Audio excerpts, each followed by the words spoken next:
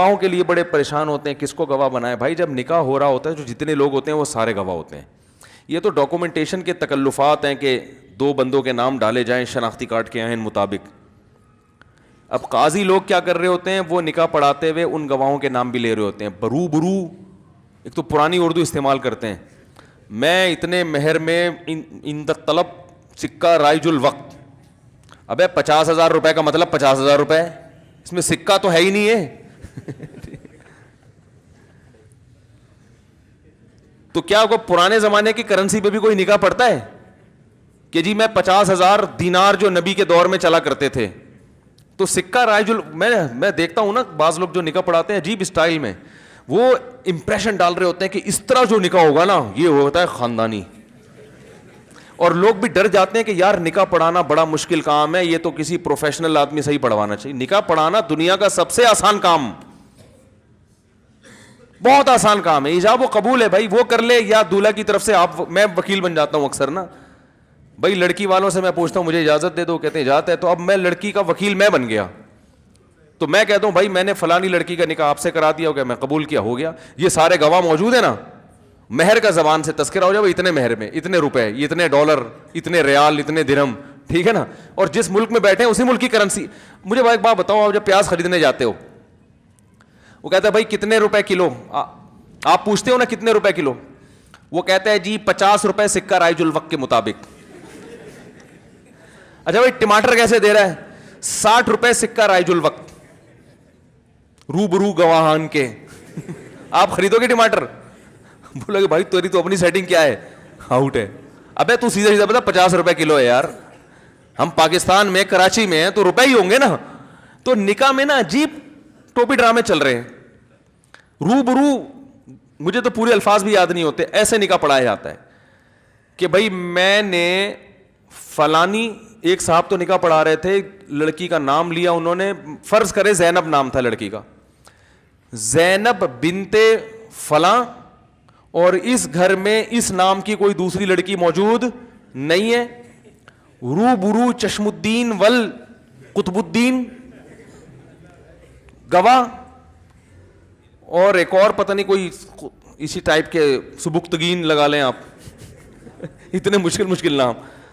فلانے بن فلانے کے گواہ میں, اور لڑکی کے ولی جناب ذوالقرنین حیدر, کچھ بھی لگا دو, مجھے نہیں پتا کوئی ذوالقرنین حیدر بیٹھے ہوئے ہوں. تو اتنی وہ دولہا بھول ہی گیا کہ ہو کیا رہا ہے. وہ ہوتے ہوتے ہوتے اتنے سارے چکہ رائج الوقت کے مطابق بحق مہر, بحق مہر سکہ رائج الوقت کے مطابق میں نے آپ کے نکاح میں دی, کیا آپ نے قبول کی؟ ابے کیا جج عدالت لگی ہوئی ہے کیا, اس سے قتل اگلوا رہے ہو؟ بھئی تم نے 5 آدمیوں کو قتل کیا, اتنے کیا تم قبول کرتے ہو؟ قاتل کہتے ہیں ہاں میں قبول. ایسی تجویز کو دولہا ڈر جاتا ہے, بعض دفعہ اس کا موڈ نہیں ہوتا قبول کرنے کا, حقیقت ڈر کے قبول کر لیتا ہے یار یہ کیا ہو گیا. تو وہ اتنا جا کے نا دولہا بھول ہی جاتا ہے کہ ہو کیا رہا ہے یہ, بس اس کو آخر میں پتا ہوتا ہے میں نے کیا بولنا ہے, قبول ہے. پھر 3 دفعہ قبولواتے ہیں, پوری گردان کر کے نا, پھر دوبارہ سے بسم اللہ, پھر دوبارہ سے سٹارٹ کریں گے. سکہ رائج الوقت بحق مہر بعوض, بعوض یہ بھی ایک لفظ آتا ہے درمیان میں, بعوض. بھائی جب ٹماٹر خریدتے ہو تو یہ کہتے ہو یہ ٹماٹر کتنے روپے کلو بعوض کے دیے ہیں آپ نے, بھائی کتنے کا دے گا یہ بتا, بولتے ہیں نا. تو نکاح بھی آسان ہے بھائی, فلانی خاتون کا میں نے اتنے مہر میں آپ سے نکاح کر دیا, بھائی قبول ہے, آپ بولو ہاں بھائی قبول ہے, ختم. وہ ہے نا ایک لکھنؤ کا آیا, لکھنؤ کے لوگ بڑے اردو خاندانی ہوتی ہے نا, وہ آیا کراچی میں یا کہیں پنجاب میں گیا, پنجاب میں, تو وہاں کیلے بک رہے تھے. کہتے ہیں آپ کیلے عددن دیتے ہیں یا وزنن, یعنی وزن کے ذریعے دیتے ہیں تول کے, یا یہاں عدد گن کے دیے جاتے ہیں. تو بھائی جان اب سبزی والے سے پوچھ رہا ہے, وہ پھل والے سے, ریڑھی والے سے, لکھنؤ کا, کہہ رہے آپ کے ہاں کیلے عددن بکتے ہیں یا وزنن. اس کو کیا سمجھ, کہہ رہے پتہ نہیں عددن وزن, دنادن بکتے ہیں, دنادن لینا لو ورنہ نکلو یہاں سے. کہہ رہے ہمارے یہاں کیلا, وہ 3-4 دفعہ اس نے پوچھا نا, وہ سبزی والا منہ دیکھ رہا ہے اس لکھنؤ والے کا, بھائی تو بول کیا رہا ہے؟ وہ کہہ رہا ہے بھائی میں آپ سے پوچھ رہا ہوں آپ کے یہاں کیلے عددن بکتے ہیں یا وزنن. پھر وہ کیا بولے, کہہ رہا ہے بھائی میں پوچھ رہا ہوں عددن بکتے ہیں یا وزنن؟ تو وہ پھر جھنجلا کے بولتا ہے دنادن بکتے ہیں، دنادن، صبح و شام بکتا ہے مال، لینا ہے لو ورنہ نکلو یہاں سے.